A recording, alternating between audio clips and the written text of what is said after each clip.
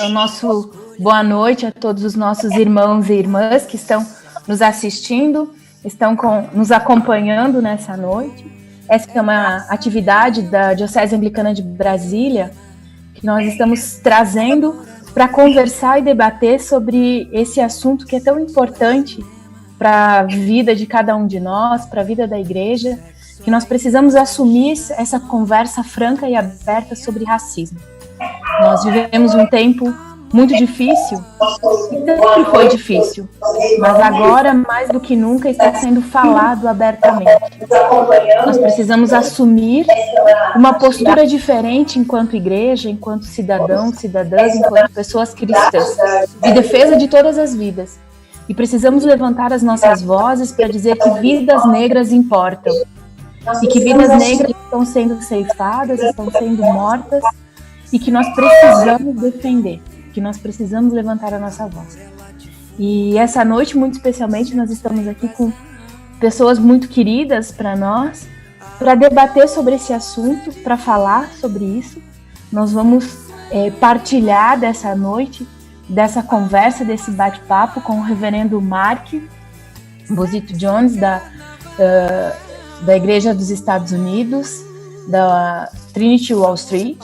Também vamos conversar com o reverendo Adriano dos Santos, lá da Bahia, e também com a reverenda Lilian Conceição da Silva, lá do Rio Grande do Sul. Cada um deles vai se apresentar depois um pouquinho para a gente, falar sobre, né, seu currículo, sua vida, e nós vamos poder partilhar desse momento. Eu vou passar a palavra para o nosso bispo diocesano, que está aqui com a gente, Dom Maurício, que vai nos fazer uma breve saudação. Boa noite, bispo. Boa noite. É uma alegria muito grande para a nossa Diocese Anglicana de Brasília e para a Igreja do Brasil, porque este evento hoje se torna não somente algo da Diocese Anglicana do Brasil, mas entendo como um espaço para toda a Igreja dialogar e debater esse tema do racismo. E, como dizia Angela Davis, não basta não ser racista, tem que se comprovar e ser, sobretudo, antirracista. Numa cultura como a cultura brasileira, que é uma cultura que foi construída em cima do racismo, em cima de uma realidade opressora. E a realidade brasileira hoje é uma realidade que mostra que a cada momento, a cada 2 horas, morre 5 jovens, 10 jovens, e desses 10 jovens, 7 são negros. Então nós precisamos não nos deixar acomodar e achar que isso é natural. Então eu dou as boas-vindas a Adriano, a Lília e a Mark para participar desse nosso diálogo, nossa reflexão. É a primeira atividade do CANT. O CANT é o Centro Anglicano de Teologia da Diocese de Brasília, e a reverenda Tatiana é a coordenadora, e esse é um projeto apoiado pela CETALC, a Comissão Teológica Latino-Americana e Caribenha, que apoiou os projetos deste ano do CANT. E este ano o CANT está revisando e fazendo online seus projetos, sua programação. Então, que seja este o primeiro, e que seja este um marco especial para inaugurar a nossa programação. Que sejamos e que tenhamos uma noite de uma boa reflexão. Muito obrigado por vocês estarem conosco, Adriano, Lília e Mark, nesta noite, nesta reflexão. Obrigada, bispo. E eu vou passar, então, a palavra a cada um dos nossos irmãos e irmãs, para que eles possam se apresentar, fazer sua breve apresentação. Podemos começar com a Lilian para sua apresentação. Paz e bem, minhas irmãs e meus irmãos, gratidão pelo convite, gratidão imensa a Ruá, nossa mãe que nos criou, que nos oportuniza escutar seus sopros, para que, enquanto igreja, possamos dialogar sobre como podemos, concretamente, no cotidiano das vidas das nossas comunidades, dos nossos seminários, como é que podemos ter ações antirracistas. Pois bem, pelo sotaque, eu sou nordestina, sou de Recife, Pernambuco, tenho muito gosto de dizê-lo, mas moro em Santo Antônio da Patrulha, Rio Grande do Sul. Eu, no momento, estou servindo a 3 comunidades aqui na área pastoral de Santo Antônio da Patrulha, na Diocese Meridional. Uma saudação muito especial, inclusive, às pessoas da Diocese Meridional, que tão amorosamente acolheram a proposta do Abraço Negro Pastoral Afro da Diocese, que eu e o Antônio Amaro, que é ministro leigo da Diocese, estamos coordenando. Um cheiro especial também a cada uma das pessoas do Abraço Negro. Eu sou teóloga de formação, graduação, mestrado e doutorado em teologia. As minhas pesquisas, elas são sempre ligadas à minha vivência cotidiana no ativismo, pelo enfrentamento ao racismo. Depois, no decorrer da conversa, vou falar um pouquinho sobre isso mais. Eu pós-doutorado em Educação, Culturas e Identidades. Eu tive a alegria e o privilégio de conhecer muito de perto e analisar ações educativas, processos pedagógicos, os protagonismos de mulheres negras em suas organizações no Nordeste brasileiro. E aprendi e aprendo muito com as minhas irmãs negras, e é a elas, inclusive, que eu dedico a minha fala hoje, a participação nesta roda de diálogo. Uma saudação especial, então, ao Mark, que de longe conversa conosco, ao Adriano e à Tatiana, assim também como agradeço a quem nos está ofertando assessoria técnica, que é o Saulo. Um cheiro para cada qual de vocês. Obrigada, Lilian. Então, vamos passar a palavra agora ao Adriano, para sua breve apresentação. Então, boa noite para todos, todas, de modo particular a vocês 3 que estão aqui junto comigo. Eu sou clérigo da Diocese do Recife, Adriano Portela dos Santos. Sou natural de Santo Amaro da Purificação, terra do samba de roda, terra de tanta coisa maravilhosa, capoeira, maculelê, de uma cultura negra imensa. Inclusive, quero saudar alguns santoamarenses que estão acompanhando, a terra de Dona Ciata, que levou o samba para o Rio de Janeiro. E resido atualmente em Feira de Santana, segunda maior cidade da Bahia, Portal do Sertão, né? Já não é o recôncavo histórico, de onde eu nasci, e eu sou ministro encarregado da comunidade, né, da missão Ressurreição do Senhor, fica no centro da cidade, e minha formação é teologia, né, e também letras, com especialização, mestrado e doutorado pela Universidade Federal da Bahia, no campo de literatura e cultura. Estudei no mestrado a representação do padre na literatura e no doutorado a oração nos Altos Vicentinos.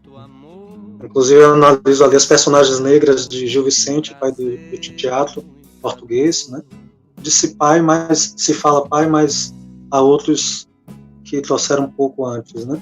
E é uma alegria poder estar aqui e verbalizando, né, isso dentro da nossa igreja, o quanto é necessário, nesse tempo em que estamos sendo provocadas, desde a sociedade civil, né, arruar só de fora para dentro, quase sempre assim na vida da igreja, né, não é só agora, e a gente vai tentando apalpadelas entender os chamados de Deus. Enfim, muito obrigado pelo convite. Obrigada, Adriano. Nós vamos passar, então, a palavra ao Mark, e após a apresentação dele, ele já vai partilhar da palavra com a gente, trazendo um pouquinho da sua realidade, dos desafios que tem sido esse momento para a vida das pessoas, dos nossos irmãos e irmãs negras nos Estados Unidos, como também para a vida da igreja nos Estados Unidos. Boa noite, Mark, a palavra está contigo.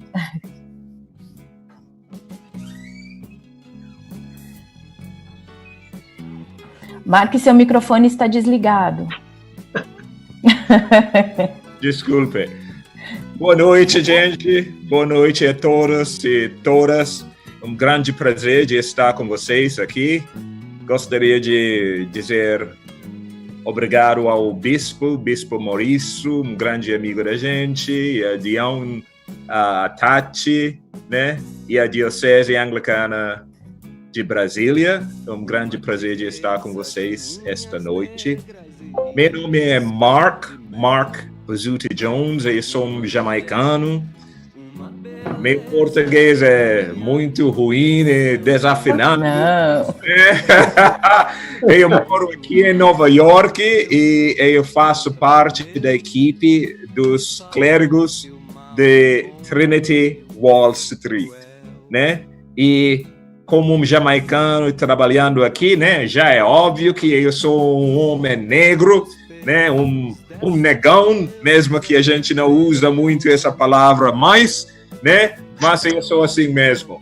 E é um grande prazer de partilhar com vocês a experiência minha e também falar um pouco sobre a experiência do povo negro aqui nos Estados Unidos e, na verdade, na Jamaica também, no Caribe e América Latina, especialmente no Brasil também. Né? É um grande prazer para mim, né? É bom, vocês podem ver, né, a Nossa Senhora das Favelas, que ela foi feita pelo meu grande amigo também, Luiz Coelho, que ele é da diocese, eu acho que do Rio de Janeiro, né? Então, é a Nossa Senhora da Favela. E também, eu tenho uma outra também, Nossa Senhora de Ferguson, né? E como você pode ver que as mãos estão para cima, dizendo que, por favor, não tire, né? Por favor, não tire. Então, para mim, é muito importante de ver a nossa Deus em nossa imagem própria. Então, eu faço questão de colocar os santos e colocar as imagens de Deus, né? E as imagens das coisas espirituais na cor da pele da gente mesmo, né? Eu acho que esse é o primeiro etapa em mostrando que a vida dos negros importa, né? Isso é muito importante para mim, para dizer isso. Então, é bom estar com vocês. Vocês vão ter que desculpar o meu português ruim, mas eu vou tentar e a gente vai para frente, viu? Mas é uma grande honra estar com vocês, né? Especialmente a Lilian, que eu sei que ela luta para essas coisas, e a Adriana também, e a Igreja do Brasil também. Então, é um grande prazer estar com vocês. Então, eu vou colocar algumas coisas, né, para nós juntos ouvir e discutir e fazer perguntas sobre a questão, né? Vocês estão vendo a situação aqui nos Estados Unidos, que cada vez mais, né, a polícia, né, vai matando os negros, né?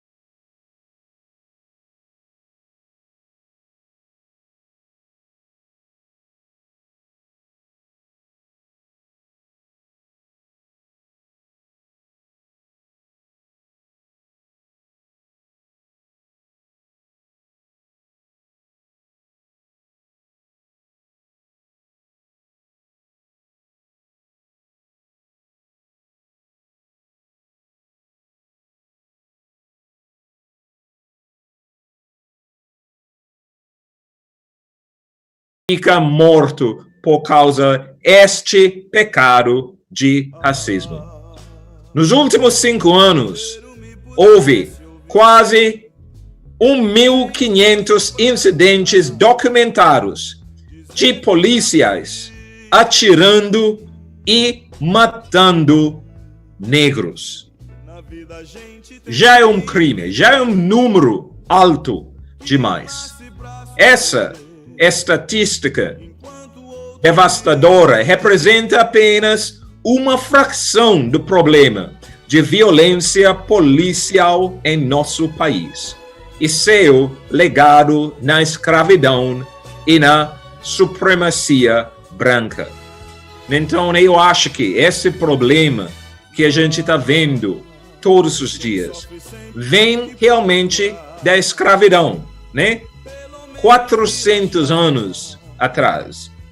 E o racismo daquele tempo está muito vivo hoje em dia, né? A polícia aqui nos Estados Unidos realiza quase 11 milhões de prisões por ano, principalmente por pequenos delitos. Então, tá vendo? Quase 11 milhões de pessoas que cada ano foram presos. E muitas vezes só por pequenas coisas.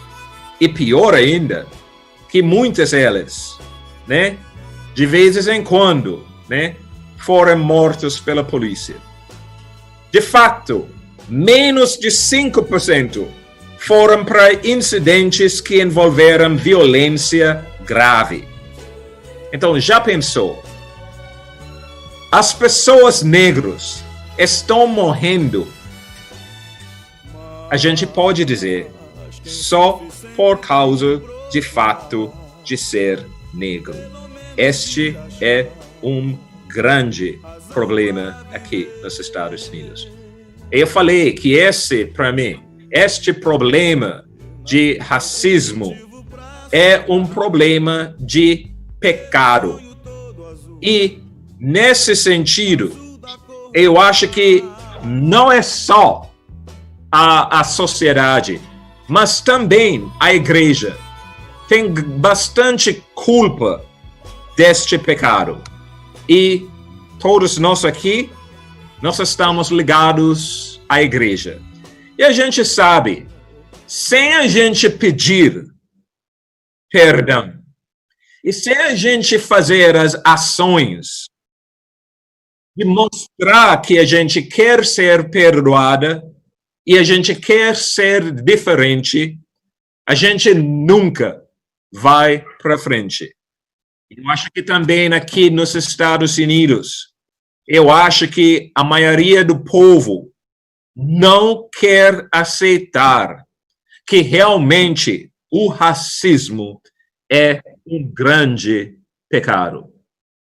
Então, a gente está na rua esses dias, né? E graças a Deus, mesmo que a gente está enfrentando a pandemia de COVID, né? E também é interessante que essa situação de Covid-19, que também está mostrando, né, a vida dos negros, porque realmente a maioria In this video, I'll show you how to set up and manage live streams in por causa YouTube's live dessa pandemia. A maioria é negros, né? E as pessoas de cor. Então, estava acontecendo essa pandemia e no meio disso, né? Como eu falei, esses nomes dessas pessoas: George Floyd, Breonna Taylor, Ahmaud Arbery, Tony McDade e Eric Garner e cada dia mais. Os negros, as negras estão morrendo. E quero só chamar um pouco de atenção, né? Porque este momento de George Floyd é um pouco diferente. Nesse sentido, eu acho que foi a primeira vez mesmo que a gente teve a oportunidade de ver o policial, né, com o joelho no pescoço desse homem, né, George Floyd, por quase 9 minutos. Foi 8 minutos e 46 segundos.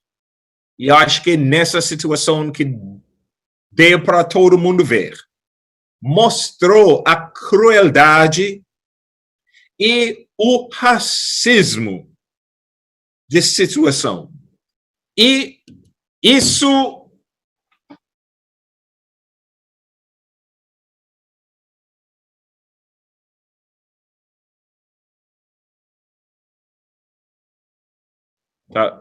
tá me ouvindo? Ok, sim. Então, essa situação de George Floyd, né, mostrou a crueldade e também, né, a besteira e como a situação está muito difícil, que a polícia é o que deve proteger a gente, né, está matando a gente com a impunidade, né? Então, eu estava falando que, graças a Deus, que todos os dias, por 3 semanas, né, o povo estava lá na rua, protestando, né, pedindo e mostrando que não deve continuar assim, que não pode continuar assim. Então, eu acho que a gente está numa situação muito difícil, né? E eu vou falar um pouco de mim mesmo e depois, né, eu vou abrir a discussão para vocês, né? É óbvio, né? Eu sou um negro.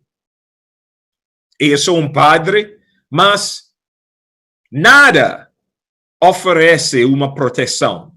É bem possível que eu possa sair aqui na rua, aqui na minha prédio mesmo, em frente da minha prédio, do meu apartamento, e eu posso ser morto só por causa que eu sou um negro mesmo.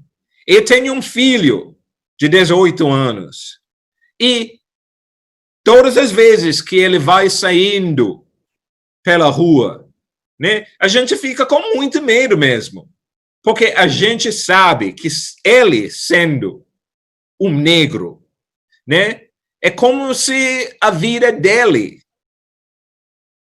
né, leva o perigo, né, leva, né, mais possibilidade de ele ser morto só por causa que ele é um jovem negro. Terminando. Eu estava dizendo que a sociedade e a igreja estão culpados e precisam achar um jeito de pedir perdão e de fazer uma nova maneira de tratar os negros e as negras. E eu estava dizendo que a gente vê a imagem de Deus e os santos e as santas, né, a Virgem Maria, né, e as coisas na igreja, na imagem de nós mesmos como negros. Então, eu acho que a situação que a gente está enfrentando, né, com a brutalidade, com as ações da policial, né, o racismo, a gente tem que achar um jeito de parar com isso. Não podem viver em paz. Se os negros e as negras não podem viver sem enfrentar o racismo, a sociedade e a igreja em total vão sofrer também, né? Então a gente está dizendo, povo na rua, né? As vidas negras importam, né? Sem justiça não há paz. e diga os nomes deles. Então, eu vou parar por aqui. Espero que dê para entender um pouco meu português, jamaicano, americano, por aí, né? Mas só vou terminar a dizer que, olha, a situação de racismo tem que chegar. Obrigado, viu? Obrigado, Mark. Obrigada, Mark. A gente manda um abraço para todos que estão nos acompanhando. Tem gente da igreja no Brasil todo nos acompanhando e enviando suas mensagens pelo chat do YouTube. E nós vamos depois, se tiver alguma pergunta, alguma coisa, vamos passar para vocês também. Então, agora eu deixo com a Lilian e o Adriano, a partir dessas belas palavras do Mark, dessa provocação, palavras tristes, né? Porque um pai, uma mãe, né, sentir esse medo é muito triste também, né? Não só por si, mas pelos seus filhos. Então, deixo com Adriano e Lilian para as suas falas. Lilian, por favor, pode. Gratidão, Marco, por sua partilha sensível a partir da sua realidade enquanto pessoa jamaicana nos Estados Unidos, negro, né? Eu quero a atenção que estamos ofertando a que nós possamos transformar o silêncio, um aprendizado que eu trago, inclusive, de Audre Lorde, que é uma ativista feminista lésbica norte-americana, em ação concreta antirracista, né? E eu quero compartilhar algumas experiências.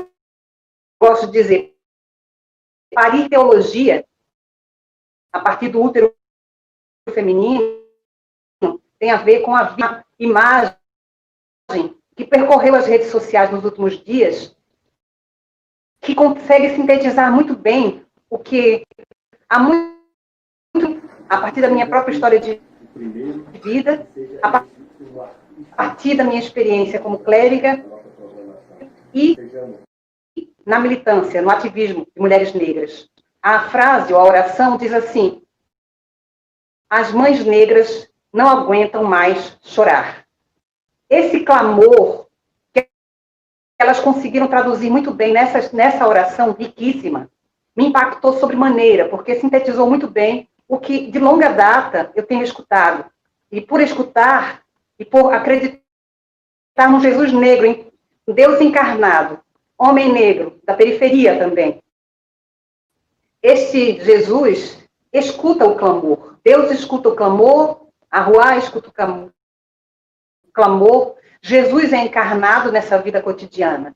E aí, esse clamor, eu fui ouvindo de várias maneiras, de várias vozes que são silenciadas, e muitas vezes institucionalmente, né, como consequência do racismo estrutural que o Mark estava colocando com muita propriedade de quem vive essa experiência também no próprio corpo, né, que gera medo em nós, pessoas, porque sabemos que quanto mais melanina tivermos, mais vulneráveis estamos à morte por homicídio. Importantíssimo dizer, né? E aí, na juventude, como alguém que se descobriu, ou descobriu a necessidade de ser ecumênica, na Escola Bíblica Jovem do CEPI, lá em Pernambuco, Recife, onde eu conheci, inclusive, o Antônio Amaro, meu amado, eu lembro muito bem que, com os aprendizados do padre José Raimundo Oliva, outras organizações, eu conheci o pastor Santana, da Igreja Metodista, que nos apresentou a Senacora, que é a Comissão Nacional de Combate ao Racismo dentro da Igreja, a partir da Igreja Metodista, mas sempre em diálogo ecumênico. E ele foi plantando algumas sementes que foram germinando e também contribuindo a que nós, enquanto pessoas negras, ao nos percebermos na sociedade, fôssemos fazendo leituras, não, a partir dos instrumentais que recebíamos, a leitura popular da Bíblia, do CEBI, né? E outras hermenêuticas também. Quando, eu vou dar um salto bastante significativo, do ponto de vista de anos, né? Depois da graduação em teologia, quando eu resolvi fazer o mestrado em teologia na EST, e olha que a EST é uma faculdade de pessoas de ascendência alemã, porque é uma instituição ligada à ISLB, a Igreja Luterana no Brasil. As pessoas negras eram pouquíssimas, menos de 5, teve um período que era menos de 5 pessoas lá estudando, e foi criado, inclusive por Peter Nash, que inclusive é ancestral, um professor norte-americano que andou pela EST, um grupo chamado Identidade, um grupo de pesquisa. Na época que eu me vinculei ao grupo, quem estava coordenando o grupo era a professora Marissa, que é uma das minhas referências teóricas até hoje, inclusive. Eu estou contando um pouco dessa trajetória para dizer que, à medida que eu vou me aproximando de outras pessoas e buscando outros espaços em que eu pudesse ser mulher negra e falar das dores de mulher negra, sem que essas dores fossem diminuídas, porque há uma questão que é muito importante ser dita, né?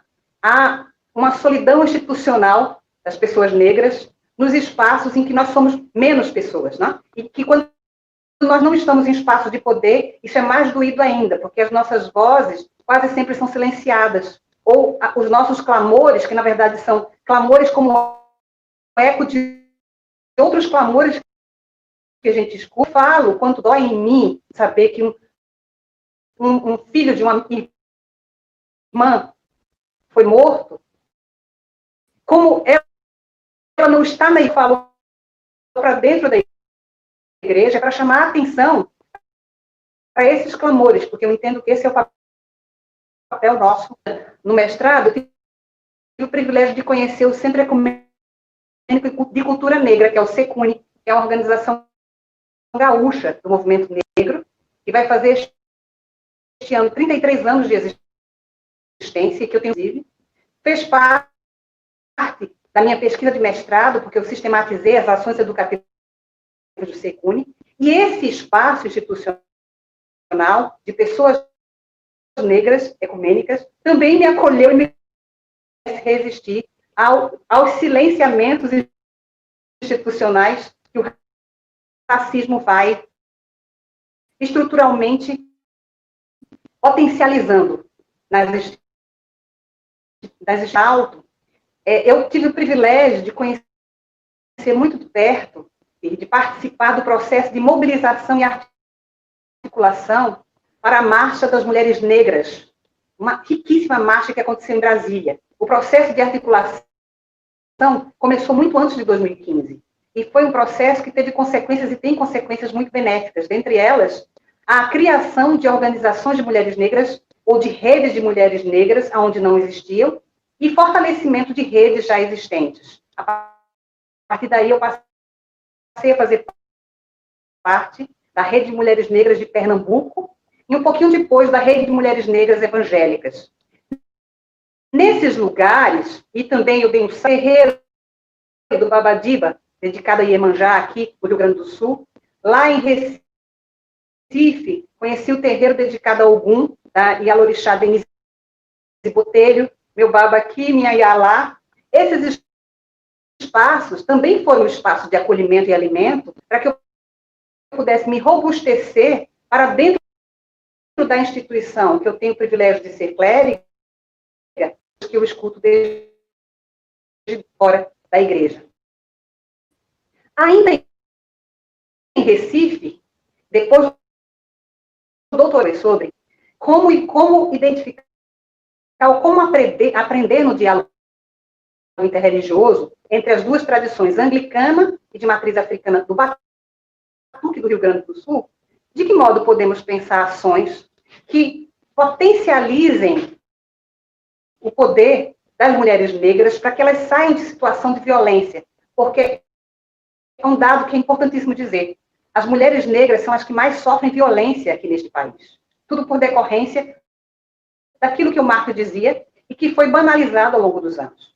E lá, ainda em Recife, já depois do doutorado, eu pude participar de um grupo de pesquisa de pessoas negras também, o GPER, Lojas, que é um grupo de pesquisa em educação, gênero, sexualidade, e nós pudemos, a partir daí, também nos apropriarmos mais ainda de conceitos que pudessem nos ajudar, enquanto pessoas partícipes, para a leitura dessas realidades que nos ameaçam, que ameaçam as nossas vidas. Então, é para evidenciar que esses lugares, que, em especial, os terreiros de candomblé, os terreiros de batuque, as tradições de matriz africana, as tradições de matriz indígenas, de matrizes indígenas, né, que, infelizmente, têm sido demonizadas pela teologia que o Mark falava ainda há pouquinho, né?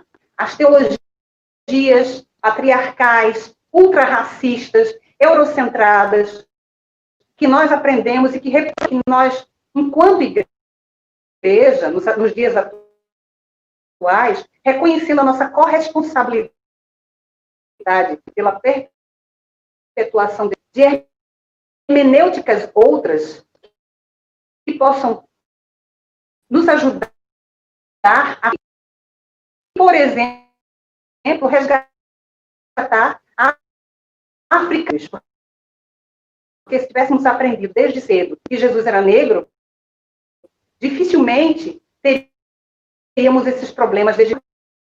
Aqui na Diocese Meridional, no Rio Grande do Sul, nós implantamos a Pastoral Afro, Abraço Negro, que tem como principal objetivo instrumentalizar, a partir de uma hermenêutica negra, bíblica, né? Instrumentalizar as pessoas que participam das ações educativas a como revisitar os textos bíblicos, e esse instrumento, esses instrumentos contribuem para que nós possamos discutir.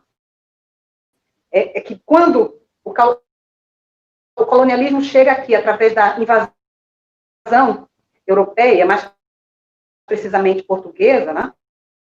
Com a teologia, como bem disse Mark também, eu vou dizer desde outra perspectiva, de um outro jeito, atua legitimando quando não é revisitada e quando não é atualizada, recontextualizada, para que nós possamos enxergar maneiras concretas de mudar a nossa atitude, o nosso jeito, não apenas de ler, mas de viver os ensinamentos bíblicos. Né? Então, é para dizer que é deste lugar, enquanto pastoral, que nós temos atuado. E eu preciso agradecer, porque se há dentre as ações que temos realizado, contando com o apoio de pessoas que acreditaram no projeto desde o início, e meus agradecimentos a cada pessoa que tem contribuído com oração, que tem contribuído com ofertas, que tem contribuído com seus saberes, inclusive, e eu quero, de forma muito singular, agradecer ao bispo Humberto Masteg, que, como biblista,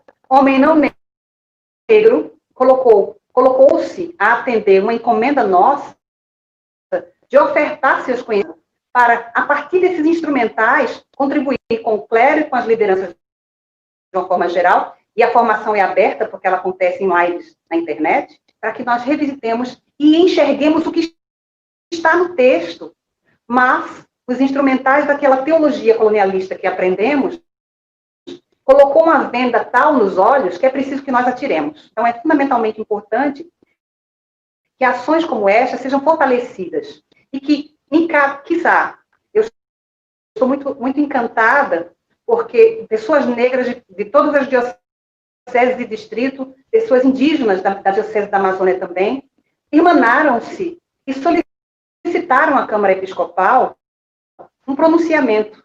E esse pronunciamento veio de maneira muito qualificada. E esse pronunciamento dá um testemunho do que a igreja está dispondo-se a se assumir concretamente realizadas para que nós possamos enfrentar em cada localidade, a partir de cada especificidade, esse racismo que nega a humanidade de pessoas por serem negras e indígenas.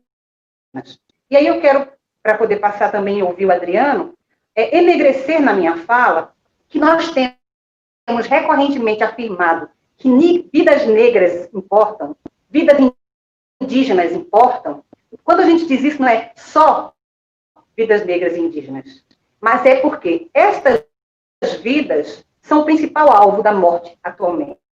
Então, quando nós dizemos que estas vidas importam, não é para negar qualquer outra vida, porque nós acreditamos piamente que a diversidade humana, as diversidades humanas, são criação divina. E louvamos atuar por essas diversidades. E o que nós precisamos, enquanto igreja, isso, e fazer o que estamos fazendo aqui agora, escutar. E como a que mais acumula tempo de enfrentamento às tradições de matrizes indígenas, são os movimentos negros, as organizações de mulheres negras. Precisamos nos aproximar para buscarmos aprender e somar esfumar, que já dizia que é de pecado, e buscar acolher os sopros da rua que tem a capacidade. Eu continuarei daqui um pouquinho, apenas para compartilhar a partir das provocações do Mark. Gratidão. Obrigada, Adriano. Lilian. E antes do reverendo Adriano continuar, quero também agradecer mais uma vez a todos que estão online com a gente, pedir que você possa curtir, né, dar o seu like nessa publicação, tanto no Facebook quanto no YouTube, para que nós possamos alcançar mais pessoas. Né? Este é uma atividade da Diocese Anglicana de Brasília. Né? A Diocese também tem buscado realizar esse diálogo, trazer essa conversa e trazer também instrumentos, né, para que essa conversa aconteça de diálogo. Dê o seu like, né? Tô igual o youtuber, né? Dê o seu like, aperte no sininho, né? Curta as páginas da Diocese Anglicana de Brasília para você ficar por dentro do que a gente vem fazendo, do que a Diocese toda vem buscando trazer para suas comunidades e para a igreja, partilhar com a igreja toda. Então, Adriano... Boa noite mais uma vez, para quem nos acompanha. Mais uma vez, muito obrigado por poder ouvir essas duas pessoas queridas aí na partilha da vida. Né? Eu vou começar cumprindo o que o Mark disse ali, né? Diga os nomes, né?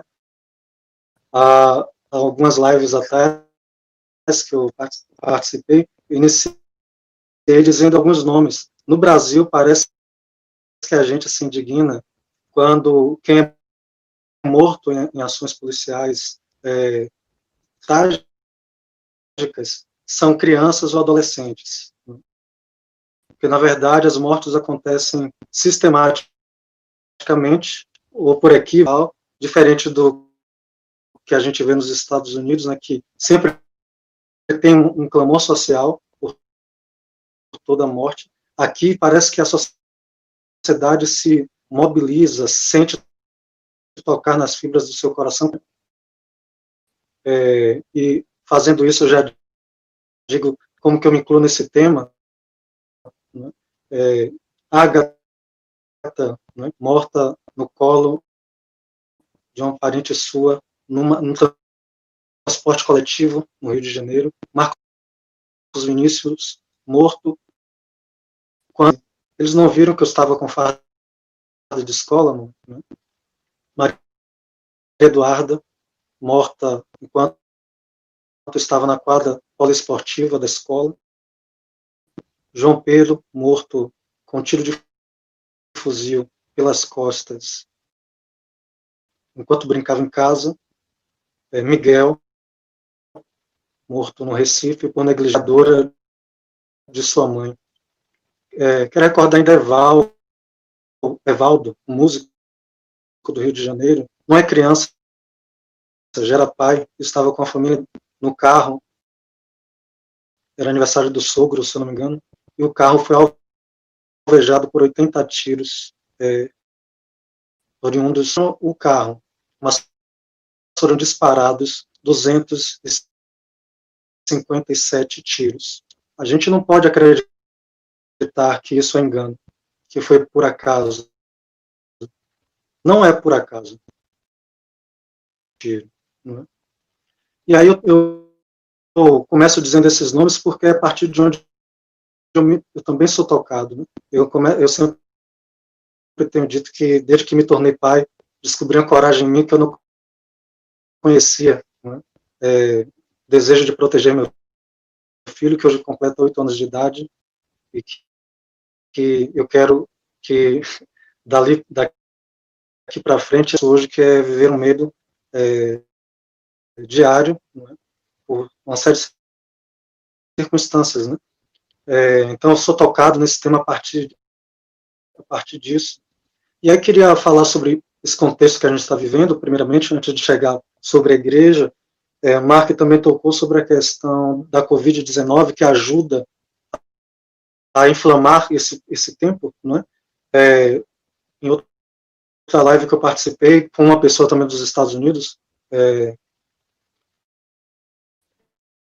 a pessoa dizia, parece que o fato da gente ter vivendo uma série de coisas que um pouco faz a mente não parar para refletir, ver a Covid atingir em cheio o povo negro, os povos minoritários, de uma pessoa estrangulada por 8 minutos, quase 9 minutos, fez vir tudo à tona de dizer, isso não acontece.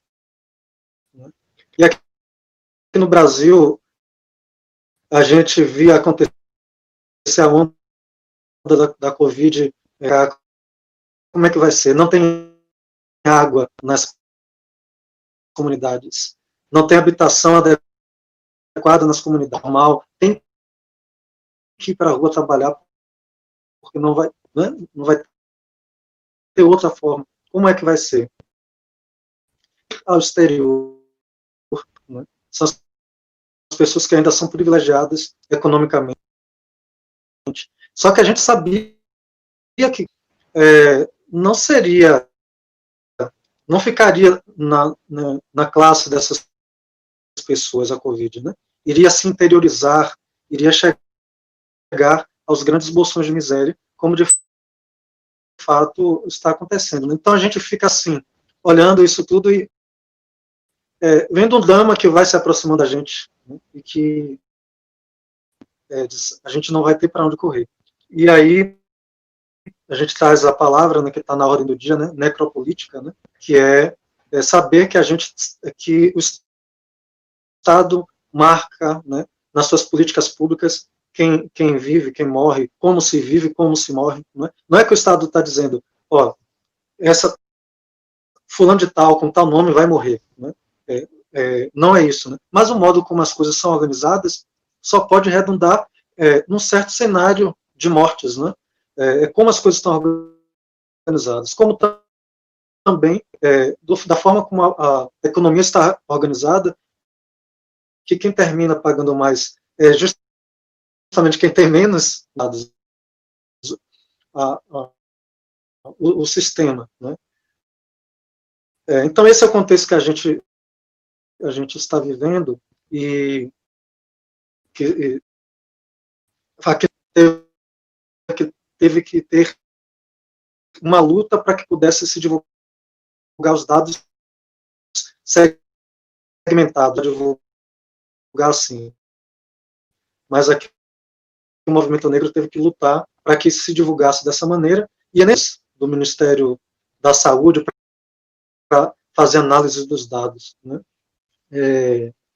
Então, a gente tem um pouco esse cenário, e aí tanto Mark quanto Lilian dizia que a gente, enquanto igreja, tem que se implicar. Né? O bispo Maurício havia dito na fala inicial dele, né, aquela célebre fala de Angela Davis, né, não basta não ser racista, é preciso ser antirracista. A gente sabe que nossa igreja, na Igreja Episcopal Anglicana do Brasil, tem um compromisso histórico com a defesa de vários aspectos da vida, né, e a gente sabe que esse é um aspecto que a igreja também deseja lutar. Mas aí a gente tem dito esses dias, tem que se tornar linguagem, né, linguagem na vida da igreja, né. E aí eu digo, como uma pessoa que tem menos tempo que Tati, menos tempo que Lilian, aqui na Igreja do Brasil, que é algo que eu observava quando cheguei, que quando a gente falava das nossas lutas por inclusividade, né, a gente segmentava, né, mulheres, comunidade LGBTI, mas eu sentia a falta de chegar a dizer comunidade negra, indígena, né? Eu sei que, do ponto de vista de concepção, de entendimento, a igreja entende que essa é uma pauta que ela tem que lutar. Mas, desde o plano da linguagem, eu observo o plano da linguagem, porque eu sou da área de linguagem, né? Eu dizia, peraí, precisa chegar lá ainda, bora mais. Né? Então, e aí a gente diz isso aqui, tornarmos isso linguagem na vida da nossa igreja, né? Cada vez mais. Não é que não aparece nunca, mas acho que cada vez mais aparecer, verbalizar, né? E aí, sobre essa questão do perdão, né, que é um perdão que o cristianismo tem que fazer. Né? A gente está falando da nossa igreja, que primeiro a gente olha para dentro da gente, né? Mas isso é algo macro, isso é algo do cristianismo como um todo. Aqui no Brasil, faz pouco tempo, um deputado que também é pastor invocou uma interpretação histórica da Bíblia para mais uma vez ratificar que o povo negro foi escravizado porque foi uma maldição bíblica, né? Gênesis 9:25, quando Noé amaldiçoa Cã porque expôs a nudez do pai, né, a sua nudez, diz, então, seus filhos, sua descendência vai ser escrava, né, vai ser serva dos seus irmãos. E aí uma interpretação enviesada, não é a única na história do cristianismo, mas se pega isso, né, então a gente tem que fazer uma meia-culpa, sim, a gente tem que fazer uma outra teologia, já está feita, está sendo feita, mas ela precisa ser vista, não é? Não ser um gueto, né? Não ser relegada a um gueto, não ser dito. Esse é o espaço dessa teologia. Essa teologia tem que transpassar a vida da igreja em todas, né? Discipulado, missão, diaconia, liturgia, tem que passar organicamente pela vida da igreja, né? Nesse sentido. E aí a gente lembra que a igreja da Inglaterra, no sínodo de fevereiro, cessa explicitamente o perdão, o pedido de perdão por aquilo, ainda no século XX, né, em relação a alguns povos, e isso foi feito, e agora nesse contexto dessa crise atual, arcebispo simbólico, não é? E agora, mais recente, novamente o arcebispo de Cantuária, sozinho, faz um novo pronunciamento. Então, dizer que isso é uma necessidade histórica de todas as igrejas e que a gente reforça aqui que a nossa precisa fazer isso, desde as pequenas comunidades, né? Eu, na minha comunidade, as dioceses, a província como um todo. Esse é um exercício muito da igreja, mas acho que é uma coisa da igreja como um todo. E aí, eu quero... quando os anglicanos chegam ao Brasil, coincide mais ou menos com a interdição do tráfico negreiro, né? Para colocar uma interdição para o tráfico negreiro. E aqui na Bahia nós temos a maior estudiosa de protestantismo, provavelmente no Brasil, viaja o mundo, uma negra também, Elizabeth da Silva, cuja tese, né, cidadãos de outra pátria, né, batistas e anglicanos na Bahia, século XIX. E ela tem uma parte aqui no artigo meu, que ela diz mais ou menos assim, os súditos britânicos, os membros das ordens de Sua Majestade Britânica, ao participarem do rentável comércio negreiro, escravos se utilizavam como mão de obra doméstica ou em alguns empreendimentos de caráter manufatureiro do posicionamento no século XIX. Né? E aí a gente lembra que quando os norte-americanos vêm para a missão com os brasileiros, eles chegam em 1890, né, e havia acabado de acontecer a abolição da escravatura no Brasil. Né? Então, dois marcos civis muito importantes com chegadas da igreja no Brasil. Né? Isso é muito interessante. E aí quero fazer menção também ao reverendo Richard Holden, que também veio dos Estados Unidos pela missão Departamento de Missão da Igreja dos Estados Unidos e pela Sociedade Bíblica Norte-Americana. E aí, acho que no dia da independência dos Estados Unidos, ele registra no diário dele, dizendo o posicionamento dele sobre escravidão, e dizendo que a guerra que estava acontecendo nos Estados Unidos, né, 1860, 62, ele diz, isso só pode ser uma resposta de Deus à grande aberração que é, não é? Isto é resposta. Então ele faz assim muito veemente, então para dizer que tem essas leituras aqui que passam pelo Brasil e que a gente precisa saudar, lembrar. Lembra também o bispo Every, bispo das Capelas Britânicas, né, que vem de lá, passa por Salvador, Rio de Janeiro, né, as capelanias britânicas que existem, faz essas visitas pastorais, ele registra no diário coisas sobre o Brasil, atitude e igreja, né? Às vezes se sentindo escandalizado, às vezes fazendo leituras outras. Então a gente tem isso aí que a gente precisa se reportar, trazer para ser visto, né? É uma coisa.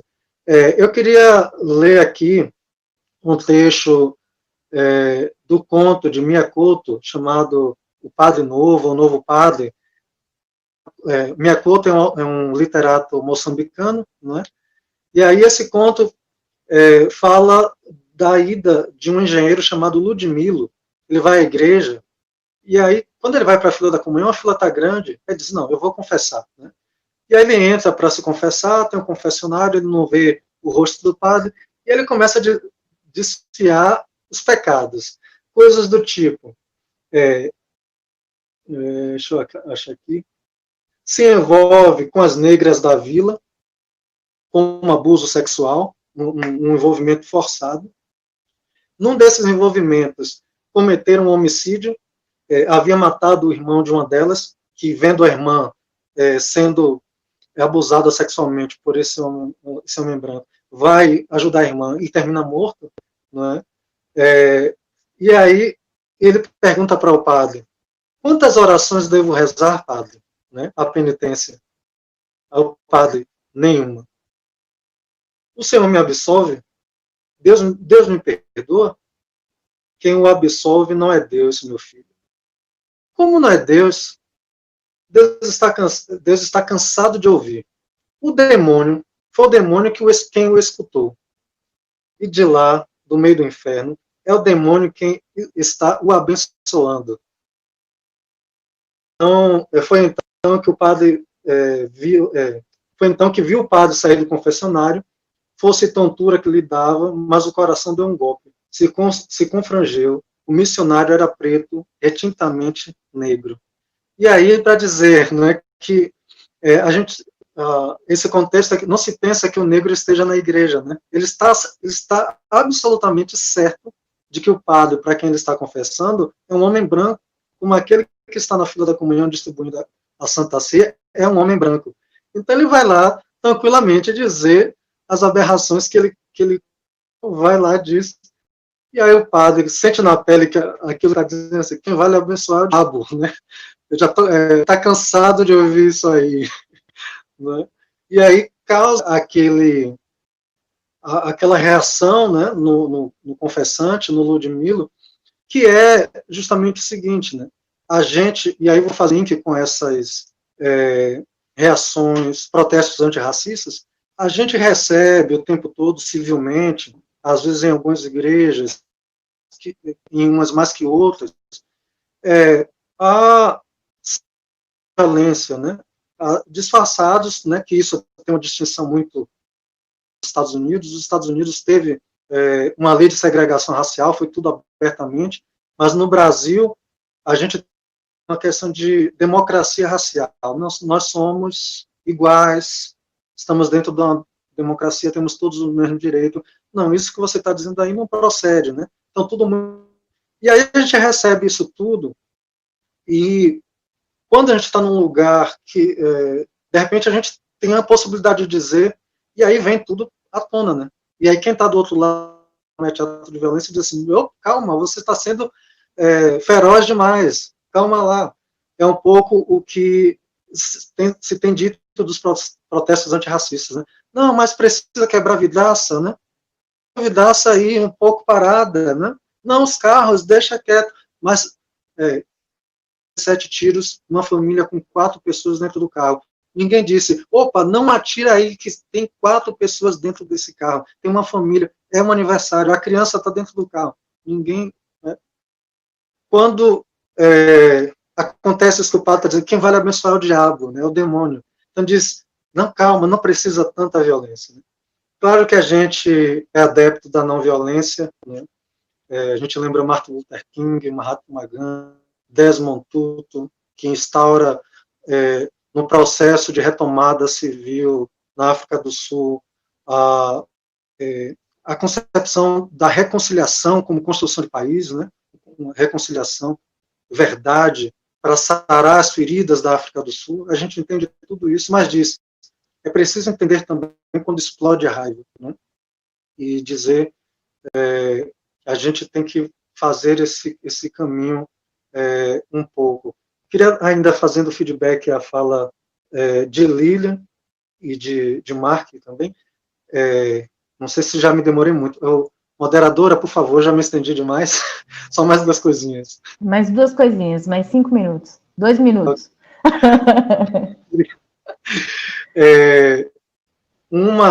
Marques, aqui no Brasil a gente tem o padre Josimo, um padre negro que foi assassinado, tem cerca de 32 anos, e ele foi pela causa dos pobres que tinham suas terras tomadas no centro-oeste do Brasil.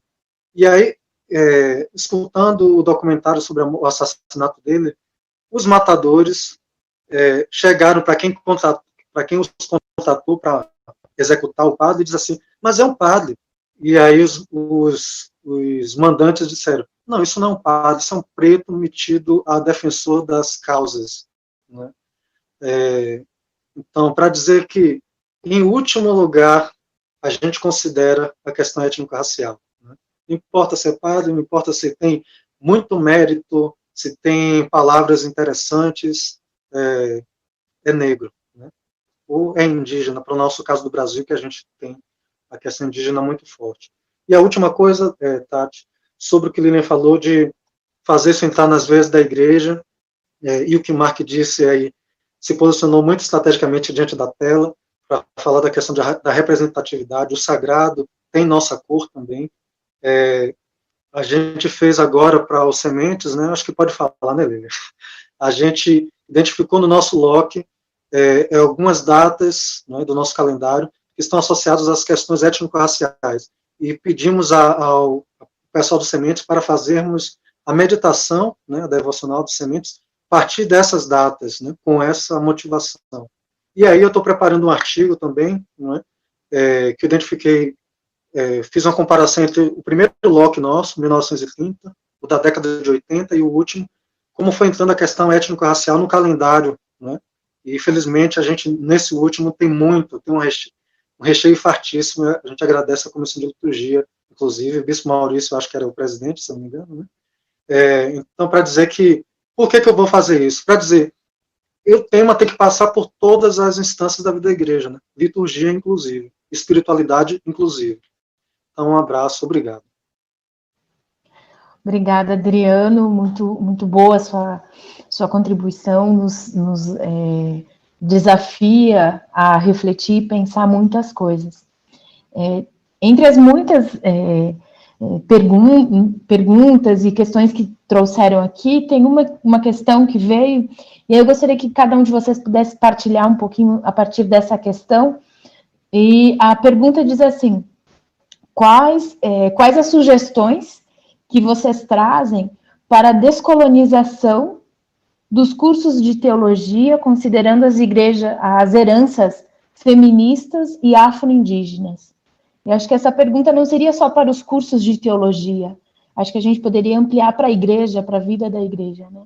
Como a gente fazer essa descolonização para a vida da igreja, para as nossas realidades, para as nossas comunidades. Quem deseja começar? Eu sugiro o Lilian.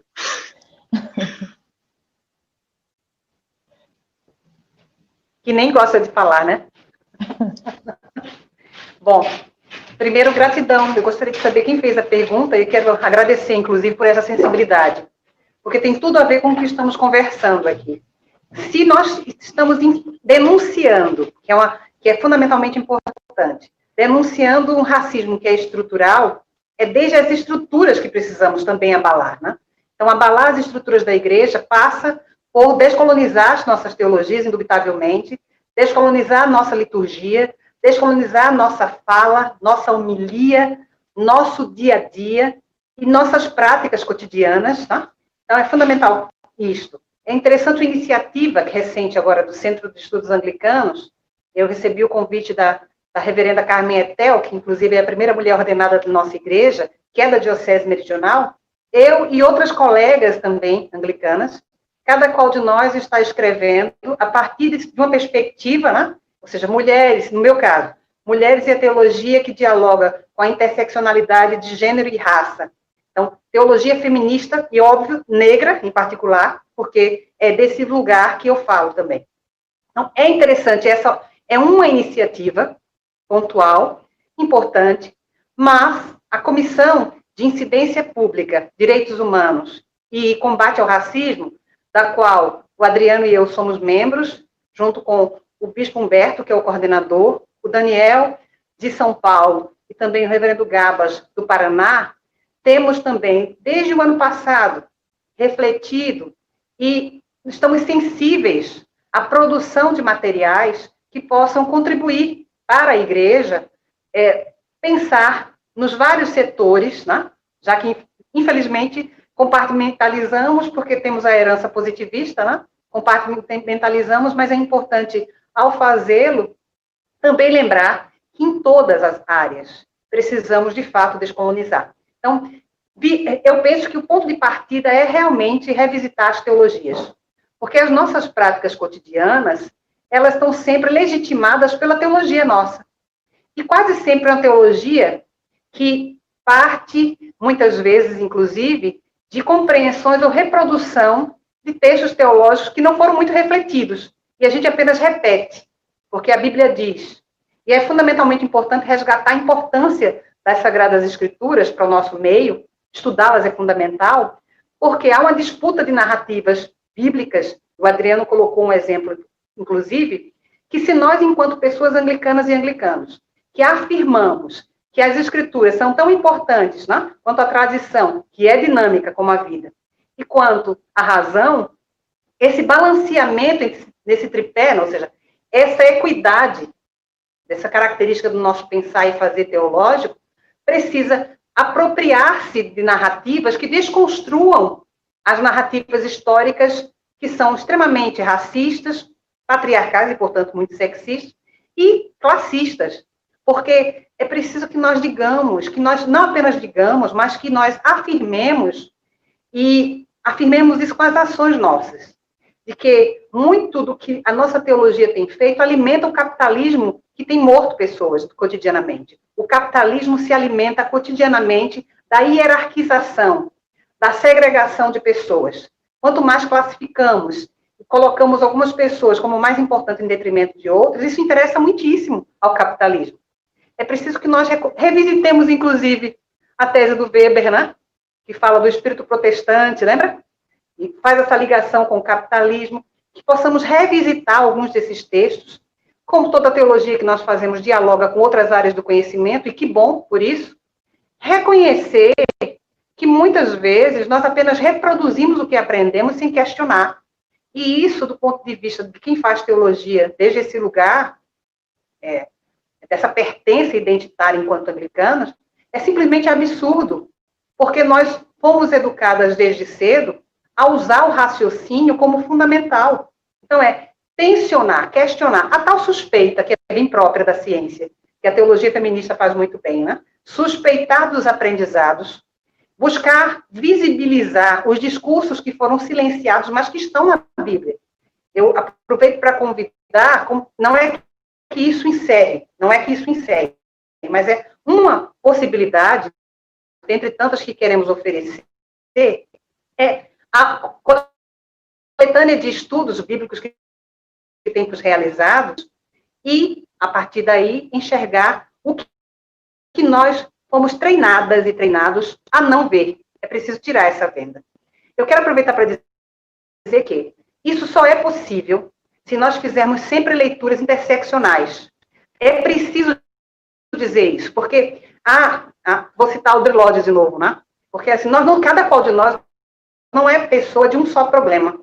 Nós somos pessoas de vários problemas. E a interseccionalidade, por exemplo, de classe, numa parte do mundo, que é o sul do mundo, onde nós estamos, em que dizer pobre é quase sinônimo de dizer negro, negra ou indígena, né? É fundamentalmente importante que nós façamos essa intersecção entre classe e raça. E se essa pessoa é do sexo feminino, danou-se. E se a identidade de gênero ela é lésbica, como dizemos lá no Nordeste, danou-se mais ainda. Então, essa pirâmide social, que nós fomos educadas a simplesmente aceitar, sem questionar, porque ela não tem nada a ver com a proposta do Evangelho, é circular. E a circularidade precisa ser resgatada nas nossas teologias.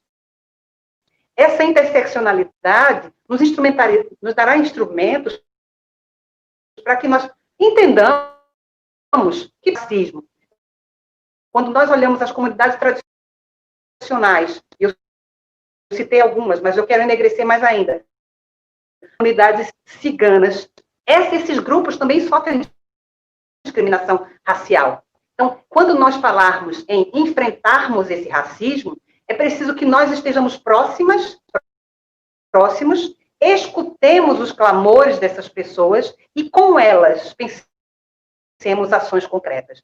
E o nosso silêncio, eu quero voltar ao que eu disse no início, né, precisa se converter em linguagem afirmativa, antirracista, e as nossas ações decorrentes dessa linguagem. É preciso a tal transversalização, não é transversalização não, gente. É a qual de nós tem a responsabilidade quando silencia. As pessoas brancas da nossa igreja, por exemplo, têm a responsabilidade de ver todas essas situações acontecendo. E não é preciso que não apenas preciso que vocês, no lugar de privilégio, de privilégio de ser branco num país que é racista, use a sua voz como possibilidade de transformação dessa realidade. Eu, outro dia, fiquei muito sensível quando alguém branca da nossa igreja dizia: eu gostaria de ter assinado com vocês a carta à Câmara Episcopal. Eu disse: eu agradeço a sua sensibilidade, mas é fazer isso, assinar conosco. Você podia, como branca, desde antes, assim como tantas outras pessoas brancas, podem e devem ter iniciativa, para que quando a gente leia uma faixa, uma das mães dizendo: não aguentamos mais chorar, as mães negras não aguentam mais, porque é em nós. Porque quando o corpo humano, quando ele é ultrajado, quando ele é morto, a humanidade está sendo morta. É preciso que nós entendamos isso. Porque cada qual de nós foi criada à imagem e semelhança de Deus. Nossos corpos são sagrados. Por isso, novamente insisto, vamos revisitar as nossas teologias, repensar os currículos nossos, repensar nossas práticas litúrgicas e dialogar com as tradições de matrizes africanas, as comunidades indígenas. Vamos dialogar e ouvir e aprender, resgatar essa sabedoria ancestral que, infelizmente, a nossa tradição cristã demonizou. Só há uma forma de fazer isso, descolonizando as nossas práticas. Gratidão. Obrigada, reverenda Lilian. Mark, mais alguma palavra? Sim. Sua palavra? Muito obrigado, Lilian. Eu acho que você falou tudo, né? E falou bem certíssima também. Olha, eu acho que como descolonizar a teologia é a primeira coisa. É para eleger Lilian ou Adriano como bispo, né? Porque os bispos também têm que ter. Então, isso é muito importante. Também, falando além disso, não é só uma piada, não. Eu acho que é um pecado. Né? É por isso, para mim, a arte é muito importante. Para mim, é um pecado para a gente ficar falando sobre e mostrando um Deus branco, né, do Palestina. Isso não existe. Então, é só para a igreja e a teologia começar a falar. A gente se trata e fala da África, da Etiópia. Sempre está lá na Bíblia, mas quase a gente nunca ouviu isso na teologia também. E, finalmente, a gente só ia de batismo mesmo. A gente sempre ter que dizer, é importante de respeitar a dignidade de cada ser humano. Então, para descolonizar a teologia, é só aceitar ver isso mesmo. Porque, na verdade, a gente tem que aceitar mesmo que cada um de nós está feita na imagem de Deus. Mesmo. Só isso. Adriano? Assim como Mark falou, acho que Lina já, teoricamente, disse muito bem. Quero só fazer uma imagem, né? Acho que teologia é uma ciência, mas é também um exercício de contemplação. Então, para a gente fazer isso que se pede, se pergunta aí para a gente, é fazer uso dos sentidos, né? Contemplar, né? Em que chão seus pés tocam, o que seus ouvidos ouvem, o que seus olhos veem. Lá no início, sobre os Estados Unidos, 11 milhões, né, Mark? Você disse, de pessoas presas com pequenos delitos, não é isso? Então, para os Estados Unidos, né, um pouco, não sei, ouvi falar isso, né, a 13ª emenda que diz, deixa eu ver se eu consigo pegar aqui, né, que não haverá nos Estados Unidos ou em qualquer lugar sujeito à sua jurisdição, nem escravidão, nem trabalhos forçados, salvo como punição de um crime pelo qual o réu tenha sido devidamente condenado. Então, vamos, né, prender aí, mesmo pequenos delitos, e novamente teremos acesso a esse trabalho que durante o tempo a gente teve sem pagar nada por ele. E aí tem um problema nos Estados Unidos. Se eu falar alguma imprecisão, você me corrige, você está autorizadíssimo. E aí nos Estados Unidos acho que tem um sistema de terceirização das cadeias, então se ganha dinheiro colocando gente lá, né? Aí a gente vem para o Brasil e a gente tem encarceramento em massa também de pessoas, via de regra, negras, pobres, né? Por pequenos delitos igualmente. E o pior, e mais escandaloso, e mais recorrente do que a gente imagina, por delito algum.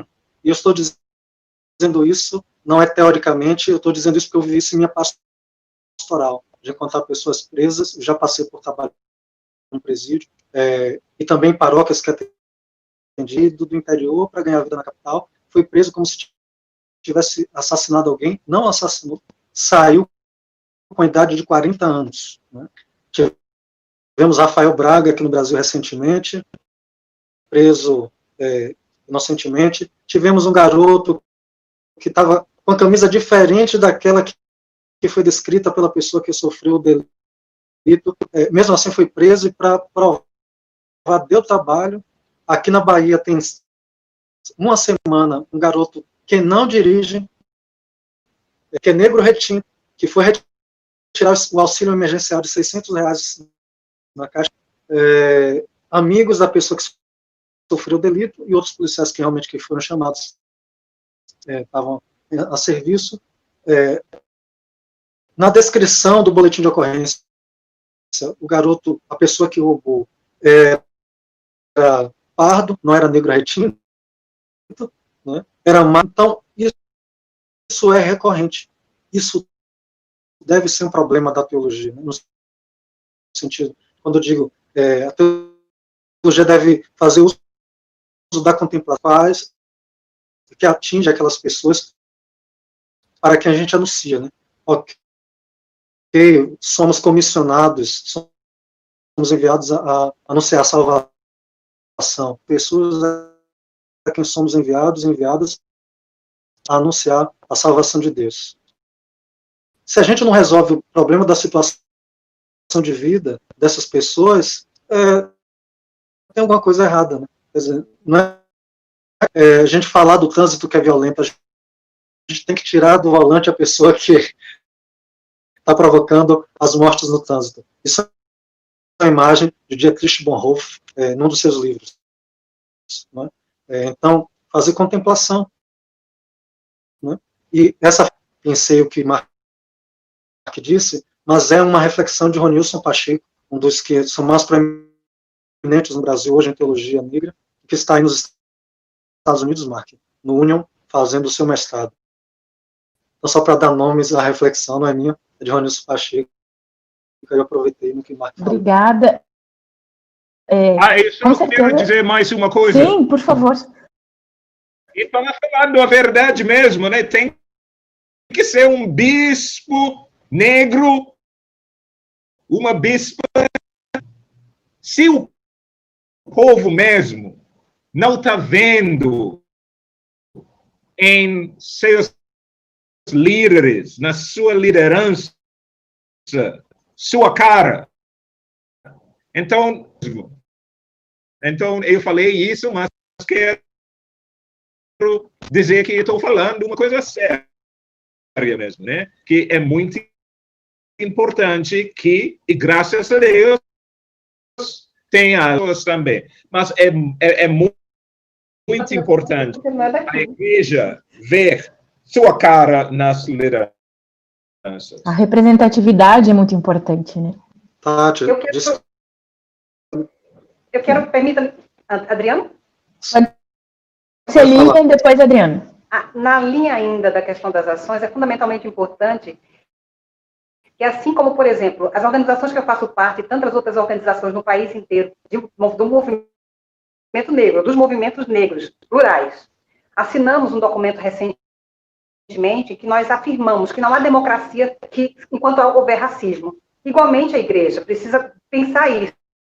Então, qualquer proposta missionária, qualquer proposta de atuação, precisa pensar nessa realidade e denunciar. E aí eu quero aproveitar também para dizer o que eu costumo dizer sempre, sobretudo dos últimos anos para cá, desde que nós tivemos a infeliz eleição que tem resultado num genocídio ainda mais crescente de populações que estamos aqui enfocando. A fé nossa é política. Eu confesso que tenho ficado surpresa como pessoas insistem em tentar Jesus era um sujeito político, que viveu no seu tempo denunciando as injustiças da política vigente. Nós não podemos nos calar diante do genocídio que tem acontecido. Precisamos dizer basta. E esse basta implica dizer a queda da quadrilha que está no poder atualmente, porque isso tem a ver com a permanência e afirmação de vidas negras e indígenas. Não sei se vocês viram que mais uma hoje. O ministro da Educação saiu depois de todos os absurdos que fez, mas antes de sair, revogou o decreto de cotas raciais. Eu espero que a proposta de lei que siga para o Congresso seja aprovada, para que nós evitemos esse tipo de ameaça novamente. Porque as cotas raciais, para quem ainda não compreendeu, não é favor para nós. É uma tentativa de reparação histórica por tudo isso que nós aqui, uma postura de equidade, porque há uma desvantagem enorme entre as pessoas pela classificação de raça, inclusive neste país. Então, dizer isto e agradecer imensamente. Ainda sobre a questão dos presídios, só pegar uma fala da Sherzad, não sei, Crippen, que é uma das líderes do movimento Black Lives Matter. Ela é uma defesa, no contexto dos Estados Unidos, a abolição das prisões, né? É uma defesa que ela faz lá. Ela diz assim, nós devemos abolir. Então, veja, a sociedade civil está tomando nas mãos a nossa linguagem, fazendo uso para as suas lutas. Né? Por que a gente não vai fazer? Eu entendo que Jesus foi um revolucionário negro lutando por liberdades religiosas. Ele foi preso e colocado no corredor da morte pelo Estado. Aí ela continua falando de Angela Davis e tal. E aí, Mark está insistindo sobre a questão de representatividade, eu falo sobre a questão de atuações orgânicas, né? Ou seja, que estejam passando por todas as instâncias da igreja. O SAD, o CEA, né? Tudo que a gente tem. E aí eu vou dar um exemplo, e aqui não é apontando uma falta, não é? Sai acertando mais. O exemplo, por exemplo, da cartilha, né? Sexualidade. Eu não lembro bem, mas eu, salvo engano, não tem um recorte étnico-racial ali sobre a questão de gênero, né? Então, só para exemplificar, né? A gente tem que fazer coisas ao longo do nosso caminho, todos os setores a gente tem de potência da igreja brasileira, esses recortes, não é que a gente vai fazer coisas, né? E aí fazer esse amálgama, né? Porque é um guarda-chuva, gente. Eu não posso dizer que vou proteger LGBT, que é uma daquelas hastezinhas do guarda-chuva, e deixar de tudo, né? Então, só uma questão de usar o que a gente já tem, né? Potencializar. Com certeza a gente permaneceria mais muito tempo aqui, né? Conversando, falando e ouvindo cada um de vocês. Eu acredito, e para mim tem sido um tempo de muito aprendizado, né? Muito aprendizado. E eu conversava com Lilia antes e dizia de que esse momento é um momento de dar voz, né? Nós precisamos continuar dando voz, e como o Mark disse também, dizer nomes, né? Assim como os mortos pelo Covid não são só números, os mortos, os negros mortos não são só números, não é só mais um negro, mais uma negra, mas são vidas que estão sendo acabadas, são famílias que estão sofrendo, são mães e pais e filhos que estão chorando, são nomes, são histórias, né, que estão aí. A gente agradece, né, a cada um de vocês. Eu sei que talvez seja difícil, mas eu gosto muito de pensar que esse tempo também é um tempo de esperança. E a esperança como esperançar, né, como um verbo que nos leva à ação.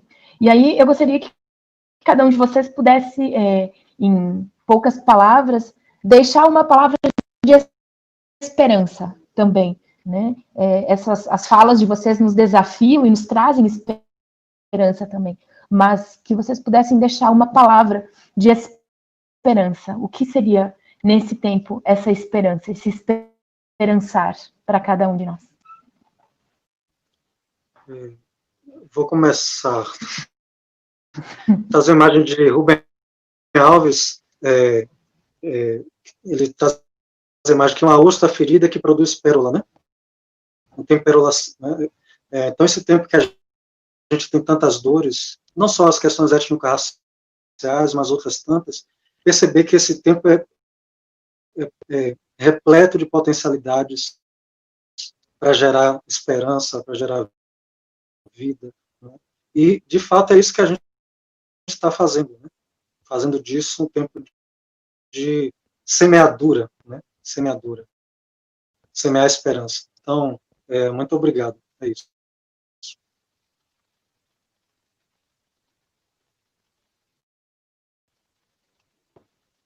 antes de trazer a questão da esperança e também ligada a ela, convidar a quem desejar somar esforços, apoiar o abraço negro, que o abraço se expanda província afora, que nós possamos pensar modelos de abraço negro e indígena em cada realidade diocesana, que esses cenários de morte, como eu dizia no início, né, nós estejamos atentas aos sopros de Ruá, para que ela possa, através de nós, seus canais conscientes, transformar o pecado em graça.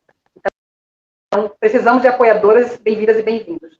E, por último, e não menos importante, dizer, quando nós vemos essa situação toda de morte, eu não abro mão de confiar que o tempo é da Ruá. Ela é a senhora do tempo. E ela é capaz de transformar tudo isso.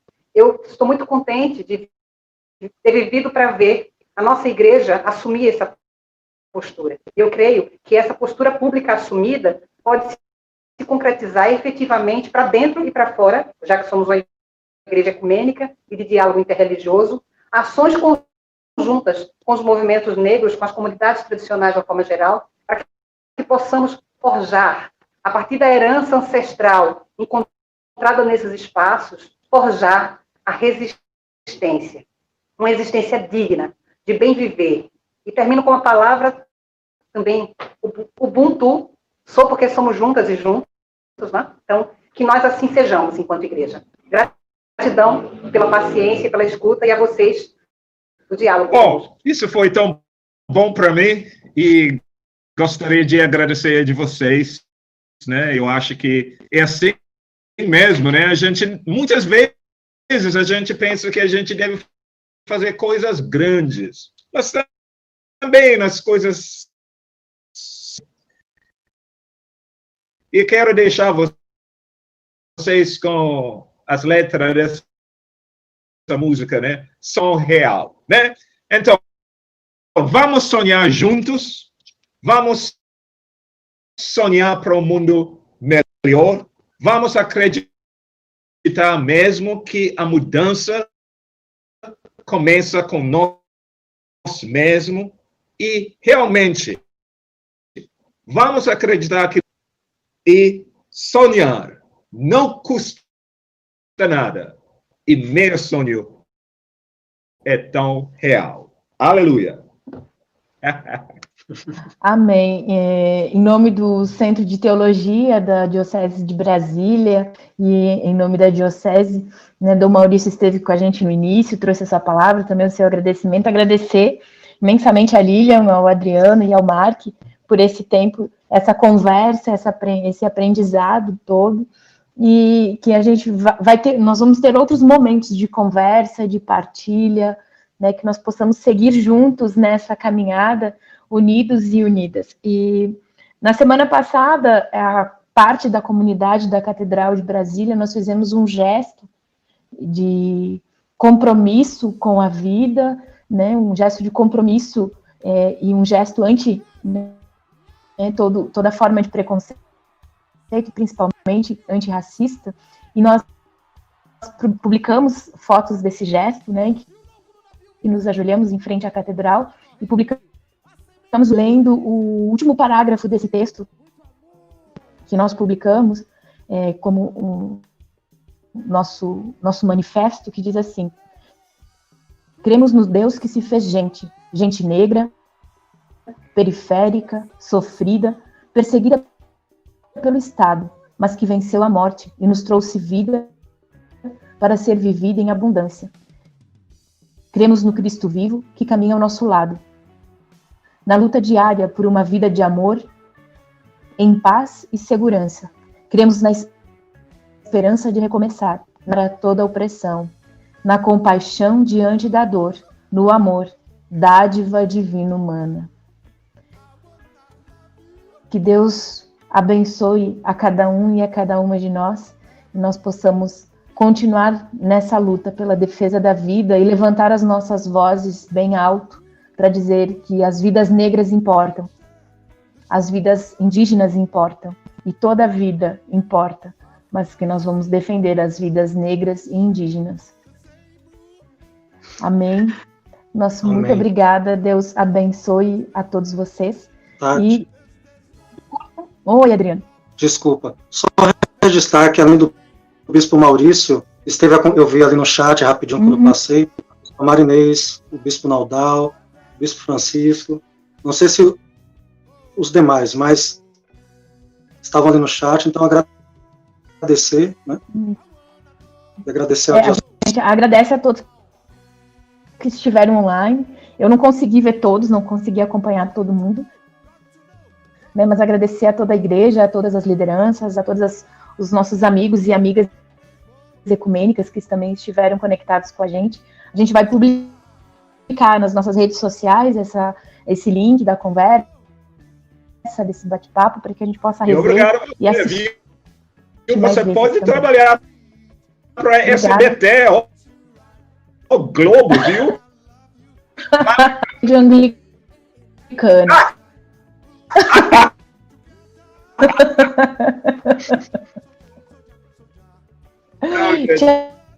Tchau, gente. Muito obrigada. Deus abençoe.